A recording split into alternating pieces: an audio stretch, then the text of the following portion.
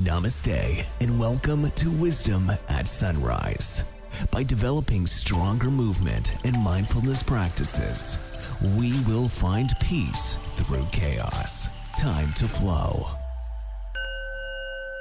Good morning and welcome to the last day of the Physical Freedom series.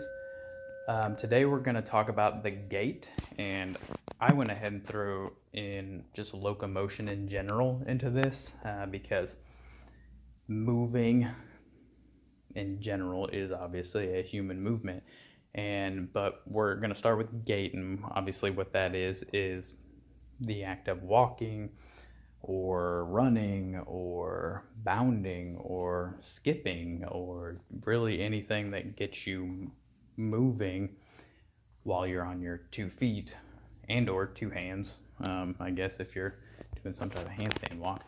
But so what's the benefit of an improved gait? Well, balance. Also, you're talking about stability, because when you walk, if you really think about it and feel yourself, you are balancing on one leg before you get to the next one every single time. And so it's really important to focus on your gait, because you don't want to overreach, because if you're overreaching trying to go faster to keep up with somebody or something like that, you're going to mess with your lower back and your spine, and that's going to cause issues.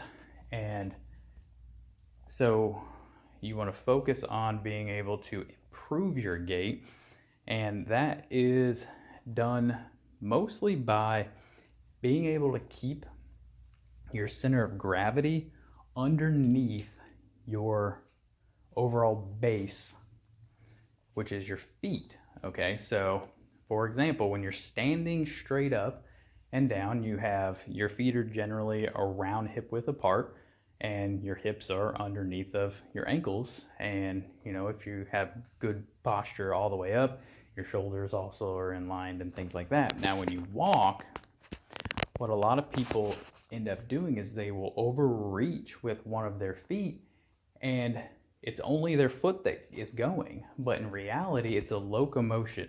Okay, so what that means is you're moving. So you need to actually start moving with your hips along with your feet. So whenever you are transferring your foot forward, your hips, as soon as your front foot lands, your hips should actually be in the center of your 2 feet. You should not just be reaching your foot and then allowing it to roll forward.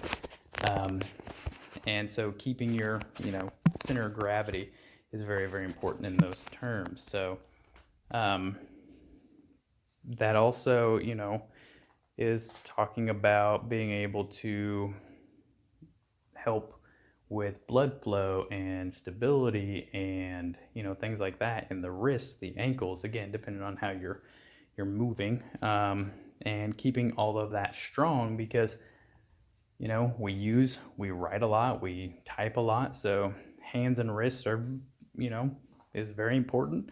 We walk a lot, we hopefully bend down and pick things up, which is ankles, and we sometimes squat down again, which is ankles.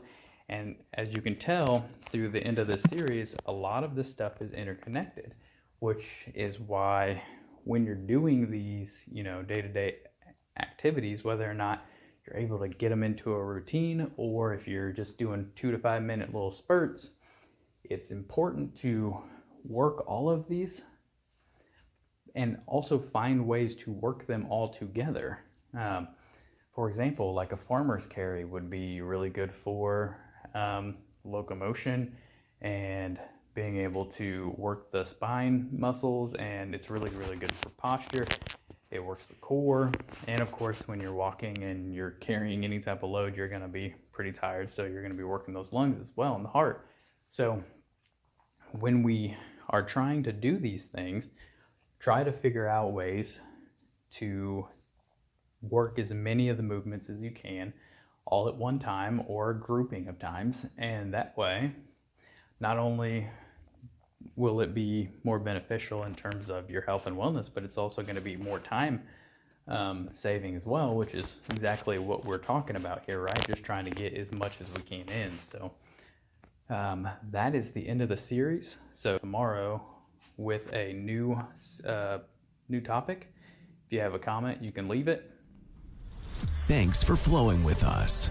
Remember to like, share, and subscribe to the show. And follow us on social media at Warrior Monk Method.